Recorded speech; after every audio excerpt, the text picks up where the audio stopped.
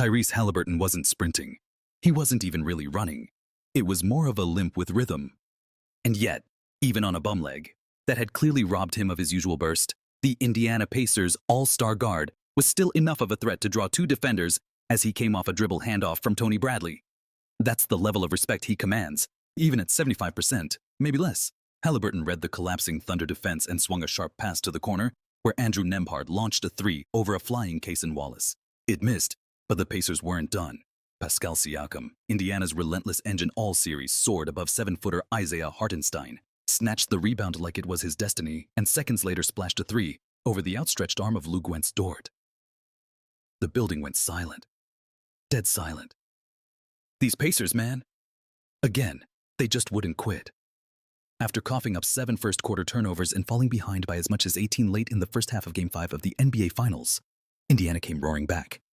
Siakam's triple capped an 11-3 surge that sliced Oklahoma City's lead to just 2 points, 95-93, with 8:30 remaining. A miracle was brewing. "We still had a chance," said Siakam, who once again was the heartbeat of the team with 28 points, 6 boards, 5 assists, 3 steals, and 2 blocks. 18 of those points coming in the second half. "Even with everything, we gave ourselves a shot." 8.5 minutes. That's an eternity in playoff basketball. Long enough to flip a final series. Long enough to break a narrative. But when you're playing the Thunder, a 68-win Goliath powered by the NBA's most lethal defense, opportunities don't last forever. "We had a breakdown," admitted head coach Rick Carlisle. "They got a second-chance bucket, then we turned it over for a dunk. That sequence flipped it." It was a cruel twist of fate. After clawing back, Indiana was undone by the very thing they'd prided themselves on all year: ball security. Oklahoma City turned 4 consecutive steals into 8 straight points, doubling their lead and slamming the door shut on Indiana's rally. The Thunder weren't interested in letting this one slip like Game 1. Jalen Williams and Shai Gilgeous-Alexander went to work, and that historically elite defense, anchored by Dort, Wallace, and Chet Holmgren, swarmed the Pacers into submission. Final score: 120-109, Thunder up 3-2 in the series. "We had 23 turnovers that led to 32 points, Carlisle said. "That's the game, plain and simple."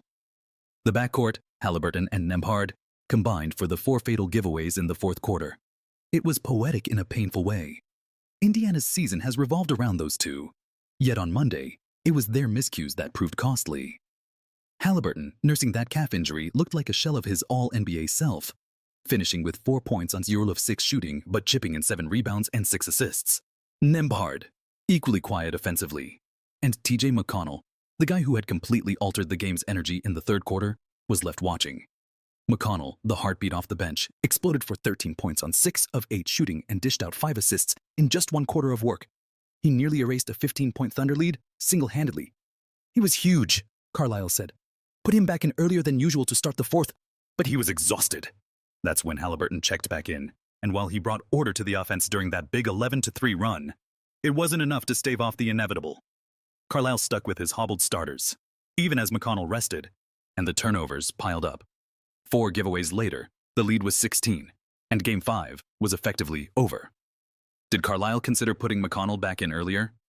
"It's always a consideration," he said, "but I haven't gone back through the full game yet." Well, he'll have plenty of time to do just that before Thursday. Game 6 in Indianapolis. Do or die. Win or watch. Oklahoma City celebrate a title on your floor. Indiana has been resilient all season. They've taken punches and gotten up. They've pulled off shocking wins when no one believed in them. They've turned sloppiness into swagger. But now, it's about survival. And it starts with Haliburton. The injury that has dogged him all series, the lower leg thing, as he calls it, remains a mystery. Is it the same issue? A new one?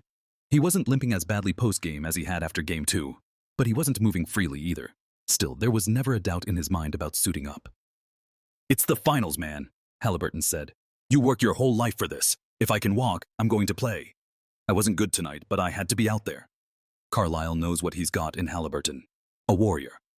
But he also knows he can't afford mistakes in Game 6. Every possession matters. Every decision, even rotational ones, could swing the outcome.